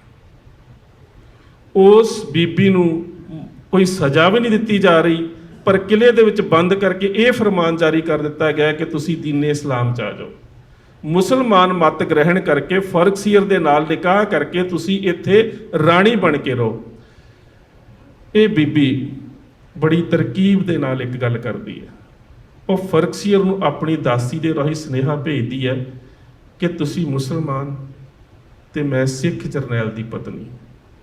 ਸੋ ਦੋ ਧਰਮਾਂ ਦੀ ਹੋਂਦ ਦੇ ਵਿੱਚ ਨਿਕਾਹ ਜਿਹੜਾ ਉਹ ਤੇ ਸੰਭਵ ਹੀ ਨਹੀਂ ਹੈਗਾ। ਮੈਂ ਚਾਹੁੰਦੀ ਹੈ ਕਿ ਸਭ ਤੋਂ ਪਹਿਲਾਂ ਮੈਂ ਮੱਕੇ ਦਾ ਹੱਜ ਕਰਾਂ, ਮੈਂ ਆਪਣੇ ਧਰਮ ਨੂੰ ਛੱਡ ਕੇ ਤੁਹਾਡੇ ਧਰਮ ਦੇ ਵਿੱਚ ਆਵਾਂ ਤੇ ਬਾਅਦ ਦੇ ਵਿੱਚ ਤੁਸੀਂ ਮੇਰੇ ਨਾਲ ਨਿਕਾਹ ਕਰ ਲਓ। ਫਰਕਸੀਅਰ ਬੜਾ ਖੁਸ਼ ਹੋਇਆ ਕਿ ਇਹਦੇ ਤੋਂ ਵੱਡੀ ਹੋਰ ਕੀ ਗੱਲ ਹੋ ਸਕਦੀ ਹੈ ਕਿ ਬੀਬੀ ਨੇ ਆਪ ਹੀ ਦੀਨ ਇਸਲਾਮ ਨੂੰ ਕਬੂਲ ਕਰਨਾ ਮੰਨ ਲਿਆ। ਉਹ ਕਹਿੰਦੀ ਇਸ ਵਾਸਤੇ ਹੱਜ ਤੇ ਜਾਣ ਦੇ ਵਾਸਤੇ ਮੈਨੂੰ ਕੁਛ ਮਾਇਆ ਦਿੱਤੀ ਜਾਵੇ ਜਿਨ੍ਹਾਂ ਦੇ ਨਾਲ ਉਹ ਰਸਮਾਂ ਕਰਕੇ ਮੈਂ ਆਪਣੇ ਧਰਮ ਨੂੰ ਤਬਦੀਲ ਕਰ ਲਵਾਂ। ਉਸ ਨੂੰ ਖਜ਼ਾਨੇ ਦੇ ਵਿੱਚੋਂ ਕੁਛ ਮਾਇਆ ਦੇ ਦਿੱਤੀ ਗਈ। ਉਸ ਬੀਬੀ ਨੇ ਉਹੀ ਮਾਇਆ ਜਿਹੜੀ ਸੀ ਆਪਣੀ ਇੱਕ ਕਨੀਜ਼ ਨੂੰ, ਇੱਕ ਨੌਕਰਵਾਣੀ ਨੂੰ ਦਿੱਤੀ ਤੇ ਉਸ ਵੇਲੇ ਇੱਕ ਖੰਜਰ ਮੰਗਵਾ ਕੇ ਆਪਣੇ ਪੇਟ ਦੇ ਵਿੱਚ ਮਾਰ ਕੇ ਆਪਣੀ ਸ਼ਹਾਦਤ ਦੇ ਦਿੱਤੀ ਉਸ ਪੈਸੇ ਦੇ ਨਾਲ। ਸੋ ਉਸ ਬੀਬੀ ਨੂੰ ਵੀ ਲਾਲ ਕਿਲੇ ਦੇ ਇੱਕ ਖੂਹ ਦੇ ਵਿੱਚ ਉਸ ਦੀ ਲਾਸ਼ ਨੂੰ ਜਿਹੜਾ ਸੀ ਉਹ ਠਿਕਾਣੇ ਲਗਾ ਦਿੱਤਾ ਗਿਆ, ਸੁੱਟ ਦਿੱਤਾ ਗਿਆ। ਇਹਦੇ ਬਾਰੇ ਵੀ ਸਾਡੇ ਇਤਿਹਾਸਕ ਸਰੋਤ ਜਿਹੜੇ ਨੇ ਤਕਰੀਬਨ ਚੁੱਪ ਨੇ, ਕਿਉਂਕਿ ਮੈਂ ਜਿਹੜੀ ਗੱਲ ਆਰੰਭ ਦੇ ਵਿੱਚ ਕਰਦਾ ਹੁੰਦਾ ਕਿ ਅਸੀਂ ਇਤਿਹਾਸ ਦੀ ਖੋਜ ਜਿਹੜੀ ਹੈ ਉਹ ਕਰਨੀ ਛੱਡ ਦਿੱਤੀ ਹੈ। ਇਸ ਤੋਂ ਬਾਅਦ ਇਤਿਹਾਸ ਦੇ ਵਿੱਚ ਬਹੁਤ ਸਾਰੀਆਂ ਵਿਲੱਖਣ ਸ਼ਹਾਦਤਾਂ ਨੇ, ਚਾਹੇ ਉਹ ਮਾਤਾ ਭਾਗ ਕੌਰ ਦਾ ਮੈਦਾਨੇ ਜੰਗ ਦੇ ਵਿੱਚ ਜੂਝਣਾ ਤੇ ਜਾਂ ਫਿਰ ਬਾਬਾ ਬੰਦਾ ਸਿੰਘ ਬਹਾਦਰ ਦੇ ਸਮੇਂ ਚਵਿੰਡਾ ਪਿੰਡ ਦੇ ਜਿਹੜੀਆਂ ਬੱਚੀਆਂ ਸੀ ਉਹਨਾਂ ਨੇ ਮੁਗਲ ਫੌਜਾਂ ਦਾ ਮੁਕਾਬਲਾ ਕੀਤਾ। ਬਹੁਤ ਸਾਰੇ ਪ੍ਰਮਾਣ ਜਿਹੜੇ ਨੇ ਉਹ ਇਤਿਹਾਸ ਦੇ ਵਿੱਚੋਂ ਤੁਹਾਨੂੰ ਇਹਨਾਂ ਜਿਹੜੀਆਂ ਸ਼ਹਾਦਤਾਂ ਉਹਨਾਂ ਦੇ ਮਿਲ ਜਾਣਗੇ। ਪਰ ਆਖਰ ਗੱਲ ਜਿਹਨੂੰ ਸਮਝਣਾ ਪਵੇਗਾ, ਉਸ ਗੱਲ ਨੂੰ ਸਮਝਣਾ ਮੇਰੀਆਂ ਭੈਣਾਂ ਦੇ ਵਾਸਤੇ ਬਹੁਤ ਜ਼ਰੂਰੀ ਹੈ। ਕਿਉਂਕਿ ਜੇਕਰ ਕੌਮ ਦੀ ਔਰਤ ਦੀ ਗੋਦ ਦੇ ਵਿੱਚੋਂ ਅਣਖ, ਧਰਮ, ਬਹਾਦਰੀ ਤੇ ਦ੍ਰਿੜਤਾ ਖਤਮ ਹੋ ਜਾਵੇ ਤੇ ਉਹਦੀ ਗੋਦ ਦੇ ਵਿੱਚ ਖੇਡਣ ਵਾਲੀ ਤੇ ਕੁੱਖ ਚੋਂ ਪੈਦਾ ਹੋਣ ਵਾਲੀ ਔਲਾਦ ਕਦੀ ਵੀ ਨੈਤਿਕ ਗੁਣਾਂ ਦੀ, ਬਹਾਦਰੀ ਦੀ, ਨੈਤਿਕਤਾ ਦੀ, ਦ੍ਰਿੜਤਾ ਦੀ ਤੇ ਇੱਥੋਂ ਤੱਕ ਰਾਜ ਦੀ ਗੱਲ ਨਹੀਂ ਕਰ ਸਕਦੀ। ਸਭ ਤੋਂ ਜ਼ਰੂਰੀ ਹੁੰਦਾ ਹੈ ਕਿ ਜਿਸ ਸਾਡੀ ਸਮਾਜ ਦੀ ਬੱਚੀ ਨੇ ਇਸ ਸਮਾਜ ਦੇ ਵਿੱਚ ਰਹਿਣਾ ਹੈ ਕਿ ਉਹਦੇ ਵਿੱਚ ਆਪਣੇ ਧਰਮ ਦੇ ਪ੍ਰਤੀ ਦ੍ਰਿੜਤਾ ਹੈ। ਜੇਕਰ ਤੁਹਾਨੂੰ ਕਿਤੇ, ਜਿਸ ਨੂੰ ਸ਼ਾਇਰ ਮਸ਼ਰਕ ਡਾਕਟਰ ਮੁਹੰਮਦ ਇਕਬਾਲ ਕਿਹਾ ਜਾਂਦਾ ਹੈ, ਵੈਸੇ ਤਾਂ ਹੁਣ ਉਸ ਦੀਆਂ ਕਿਤਾਬਾਂ ਦਾ ਸਾਰੀਆਂ ਭਾਸ਼ਾਵਾਂ ਦੇ ਵਿੱਚ ਅਨੁਵਾਦ ਮਿਲ ਜਾਂਦਾ ਹੈ, ਪਰ ਉਹਦੀ ਇੱਕ ਕਿਤਾਬ ਹੈ ਬੰਗ-ਏ-ਦਰਾ, ਉਸ ਦੀਆਂ ਕਵਿਤਾਵਾਂ ਦੀ ਕਿਤਾਬ, ਡਾਕਟਰ ਮੁਹੰਮਦ ਇਕਬਾਲ, ਪਾਕਿਸਤਾਨ ਦਾ ਸ਼ਾਇਰ। ਉਹਦੇ ਵਿੱਚ ਉਸ ਦੀ ਇੱਕ ਨਜ਼ਮ ਹੈ, ਉਸ ਦਾ ਨਾਮ ਹੈ ਜ਼ਾਲਿਮ ਰੋਹੇਲਾ। ਉਹਦੇ ਪਿੱਛੇ ਇੱਕ ਬਹੁਤ ਵੱਡਾ ਇਤਿਹਾਸ ਪਿਆ। ਜ਼ਬੀਤਾ ਖਾਨ ਦੇ ਬੇਟੇ ਗੁਲਾਮ ਕਾਦਰ ਰੋਹੇਲੇ ਨੇ ਜਦੋਂ ਦਿੱਲੀ ਦੇ ਉੱਪਰ ਕਬਜ਼ਾ ਕਰ ਲਿਆ ਤੇ ਉਸ ਨੇ ਉਸ ਵੇਲੇ ਦਿੱਲੀ ਦੇ ਬਾਦਸ਼ਾਹ ਸ਼ਾਹ ਆਲਮ ਦੂਜੇ ਨੂੰ ਆਪਣੀ ਕੈਦ ਦੇ ਵਿੱਚ ਰੱਖ ਲਿਆ। ਔਰ ਇੰਨਾ ਜ਼ਿਆਦਾ ਕਿਹਾ ਜਾਂਦਾ ਹੈ ਕਿ ਜਿਹੜਾ ਗੁਲਾਮ ਕਾਦਰ ਰੋਹੇਲਾ ਉਹ ਬੜਾ ਸਖਤ ਸੁਭਾਅ ਦਾ ਸੀ। ਪਰ ਮੈਂ ਇੱਕ ਹੋਰ ਵੀ ਬੇਨਤੀ ਕਰਾਂ, ਸਰਦਾਰ ਕਪੂਰ ਸਿੰਘ IAS ਜਿਨ੍ਹਾਂ ਦੀ ਕਿਤਾਬ ਸੀ ਸਾਚੀ ਸਾਖੀ, ਉਹਨਾਂ ਨੇ ਬਹੁਤ ਸਾਰਾ ਇਤਿਹਾਸ 'ਤੇ ਕੰਮ ਕੀਤਾ ਤੇ ਉਹਨਾਂ ਨੇ ਇੱਕ ਆਰਟੀਕਲ ਲਿਖਿਆ ਸੀ, ਐਸਾ ਏਕ ਗੁਰੂ ਕਾ ਚੇਲਾ ਆਧਾ ਸਿੱਖ ਆਧਾ ਰੋਹੇਲਾ। ਇਹ ਜਿਹੜਾ ਗੁਲਾਮ ਕਾਦਰ ਰੋਹੇਲਾ ਹੈ, ਇਹਦਾ ਬਾਪ ਜ਼ਬੀਤਾ ਖਾਨ ਵੀ ਕਿਸੇ ਸਮੇਂ ਸਰਦਾਰ ਕਰਮ ਸਿੰਘ ਦੇ ਕੋਲੋਂ ਅੰਮ੍ਰਿਤ ਛਕ ਕੇ ਸਿੱਖ ਸੱਜਿਆ ਸੀ। ਬਾਅਦ ਦੇ ਵਿੱਚ ਸਿੱਖ ਫੌਜਾਂ ਦੇ ਤੱਕ ਅਪਰੋਚ ਨਾ ਕਰ ਸਕੀਆਂ ਤੇ ਇਸ ਨੂੰ ਮੌਤ ਦੇ ਵਕਤ ਦੁਬਾਰਾ ਫਿਰ ਆਪਣੇ ਧਰਮ ਦੇ ਵਿੱਚ ਜਾਣ ਦਾ ਰਾਹ ਜਿਹੜਾ ਸੀ ਉਹ ਖੁੱਲ੍ਹ ਗਿਆ। ਪਰ ਇਹਦੇ ਪੁੱਤਰ ਗੁਲਾਮ ਕਾਦਰ ਰੋਹਿਲਾ ਨੇ ਦਿੱਲੀ ਦੇ ਤਖਤ ਦੇ ਉੱਪਰ ਕਬਜ਼ਾ ਕਰ ਲਿਆ ਤੇ ਉਸ ਦਾ ਜ਼ਿਕਰ ਕਰਦਾ ਡਾਕਟਰ ਮੁਹੰਮਦ ਇਕਬਾਲ ਲਿਖਦਾ ਹੈ, ਕਹਿੰਦਾ ਰੋਹਿਲਾ ਇਸ ਕਦਰ ਜ਼ਾਲਿਮ ਅਦੂਬਾ ਕੀਨਾ ਪਰਵਰ ਥਾ, ਨਿਕਾਲੀ ਸ਼ਾਹ ਤੈਮੂਰੀ ਕੀ ਆਂखें ਉਸਨੇ ਖੰਜਰ ਸੇ। ਸਭ ਤੋਂ ਪਹਿਲਾਂ ਤਾਂ ਉਸਨੇ ਤੈਮੂਰ ਖਾਨ ਦੇ ਬਾਦਸ਼ਾਹ ਸ਼ਾਹ ਮੁਹੰਮਦ ਦੂਸਰੇ ਦੀਆਂ ਜਿਹੜੀਆਂ ਅੱਖਾਂ ਸੀ ਉਹ ਆਪਣੇ ਖੰਜਰ ਦੇ ਨਾਲ ਕੱਢ ਦਿੱਤੀ, ਉਸ ਨੂੰ ਅੰਨਾ ਕਰ ਦਿੱਤਾ। ਔਰ ਫਿਰ ਆਪਣੇ ਉਸ ਵੇਲੇ ਇੱਕ ਵਜ਼ੀਰ ਨੂੰ ਸਵਾਲ ਕਰਦਾ ਹੈ, ਕਹਿੰਦਾ ਬੇਸ਼ੱਕ ਦਿੱਲੀ ਦੇ ਤਖਤ ਦੇ ਉੱਪਰ ਕਬਜ਼ਾ ਕਰ ਲਿਆ ਪਰ ਮਨ ਦੇ ਵਿੱਚ ਇੱਕ ਡਰ ਰਹਿੰਦਾ ਹੈ, ਕਿਉਂਕਿ ਪਹਿਲਾਂ ਵੀ ਉਸ ਨੂੰ ਗ੍ਰਿਫਤਾਰ ਕੀਤਾ ਗਿਆ ਸੀ ਇੱਕ ਵਾਰੀ ਦਿੱਲੀ ਦੇ ਬਾਦਸ਼ਾਹ ਦੇ ਵੱਲੋਂ। ਕਹਿੰਦਾ ਮੇਰੇ ਮਨ ਦੇ ਵਿੱਚ ਡਰ ਰਹਿੰਦਾ ਹੈ ਕਿ ਕਿਤੇ ਦਿੱਲੀ ਦੇ ਬਾਦਸ਼ਾਹ ਦੇ ਪਰਿਵਾਰ ਦੇ ਵਿੱਚੋਂ ਕੋਈ ਹੋਰ ਬਹਾਦਰ ਸੂਰਮਾ ਮੈਨੂੰ ਦੁਬਾਰਾ ਗ੍ਰਿਫਤਾਰ ਕਰਕੇ ਫਿਰ ਦਿੱਲੀ ਤੇ ਕਬਜ਼ਾ ਨਾ ਕਰ ਲਵੇ, ਮੈਨੂੰ ਕਿਵੇਂ ਪਤਾ ਲੱਗੇ ਕਿ ਮੇਰੇ ਕੋਲ ਰਾਜ ਰਹੇਗਾ। ਉਸਨੇ ਉਸ ਨੂੰ ਤਰੀਕਾ ਦੱਸਿਆ, ਕਹਿੰਦਾ ਕਿ ਜੇਕਰ ਬਾਦਸ਼ਾਹ ਦੇ ਹਰਮ ਦੀਆਂ ਔਰਤਾਂ ਦੇ ਵਿੱਚੋਂ ਅਣਖ ਖਤਮ ਕਰ ਦਿੱਤੀ ਜਾਵੇ ਤੇ ਇਹਨਾਂ ਦੀ ਕੁੱਖ ਚੋਂ ਪੈਦਾ ਹੋਣ ਵਾਲੀ ਔਲਾਦ ਕਦੀ ਆਜ਼ਾਦੀ ਦੀ ਗੱਲ ਨਹੀਂ ਕਰ ਸਕੇਗੀ। ਕਹਿੰਦਾ ਹੁਣ ਇਹਦਾ ਕੀ ਪੈਰਾਮੀਟਰ ਹੋਵੇ, ਕਿਸ ਤਰ੍ਹਾਂ ਪਤਾ ਲੱਗੇ ਕਿ ਅਣਖ ਖਤਮ ਹੋ ਗਈ ਹੈ। ਕਹਿੰਦਾ ਜਦੋਂ ਔਰਤ ਆਪਣੇ ਧਰਮ ਦੇ ਅਕੀਦੇ ਨੂੰ ਛੱਡਣਾ ਸ਼ੁਰੂ ਕਰ ਦਿੰਦੀ ਹੈ, ਸਮਝ ਲਓ ਕਿ ਅਣਖ ਦਾ ਵਿਨਾਸ਼ ਸ਼ੁਰੂ ਹੋ ਜਾਂਦਾ ਹੈ। ਕਹਿੰਦਾ ਫਿਰ ਇਹਦੇ ਵਾਸਤੇ ਕੋਈ ਉਹਨੇ ਇੱਕ ਪ੍ਰੈਕਟੀਕਲ ਰੂਪ ਦੱਸਿਆ ਇਹਦਾ, ਤੇ ਜਿਹੜਾ ਰੂਪ ਉਹਨੇ ਦੱਸਿਆ ਉਸ ਨੂੰ ਡਾਕਟਰ ਮੁਹੰਮਦ ਇਕਬਾਲ ਨੇ ਆਪਣੀ ਨਜ਼ਮ 'ਚ ਲਿਖਿਆ। ਉਹ ਕਹਿੰਦਾ ਕਿ ਗੁਲਾਮ ਕਾਦਰ ਰੋਹਿਲਾ ਇੱਕ ਤਖਤ ਦੇ ਉੱਪਰ ਆਪਣੀ ਸ਼ਮਸ਼ੀਰ ਨੂੰ ਆਪਣੀ ਛਾਤੀ ਦੇ ਉੱਪਰ ਰੱਖ ਕੇ ਲੇਟ ਗਿਆ, ਤੈਮੂਰ ਦੇ ਹਰਮ ਦੀਆਂ ਸਾਰੀਆਂ ਔਰਤਾਂ ਨੂੰ ਬੁਲਾਇਆ ਤੇ ਕਹਿੰਦਾ ਕਿ ਨਿਰਵਸਤਰ ਹੋ ਕੇ ਮੇਰੇ ਸਾਹਮਣੇ ਨੱਚੋ। ਆਪ ਉਸਨੇ ਸੌਣ ਦਾ ਨਾਟਕ ਕਰਨਾ ਸ਼ੁਰੂ ਕਰ ਦਿੱਤਾ, ਅੱਖਾਂ ਬੰਦ ਕਰ ਲਈਆਂ ਜਿਵੇਂ ਸੁੱਤਾ ਹੁੰਦਾ, ਤੇ ਕਹਿੰਦਾ ਕਿ ਕਿਸੇ ਨੇ ਨੱਚਣਾ ਸ਼ੁਰੂ ਕਰ ਦਿੱਤਾ, ਕਿਸੇ ਨੇ ਗਾਉਣਾ ਸ਼ੁਰੂ ਕਰ ਦਿੱਤਾ, ਕਿਸੇ ਨੇ ਨਮਾਜ਼ ਪੜ੍ਹਨੀ ਸ਼ੁਰੂ ਕਰ ਦਿੱਤੀ, ਕਿਸੇ ਨੇ ਰੋਣਾ ਸ਼ੁਰੂ ਕਰ ਦਿੱਤਾ। ਪਰ ਕਿਸੇ ਇੱਕ ਵੀ ਔਰਤ ਨੇ ਇਹ ਜ਼ੁਰਤ ਨਾ ਕੀਤੀ ਕਿ ਉਹ ਤੇ ਸੌਣ ਦਾ ਨਾਟਕ ਕਰ ਰਿਹਾ ਤੇ ਉਹਦੀ ਛਾਤੀ ਦੇ ਵਿੱਚੋਂ ਉਹਦੀ ਤਲਵਾਰ ਨੂੰ ਚੁੱਕ ਕੇ ਉਹਦਾ ਹੀ ਸਿਰ ਧੜ ਤੋਂ ਵੱਖਰਾ ਕਰ ਦਿੱਤਾ ਜਾਵੇ।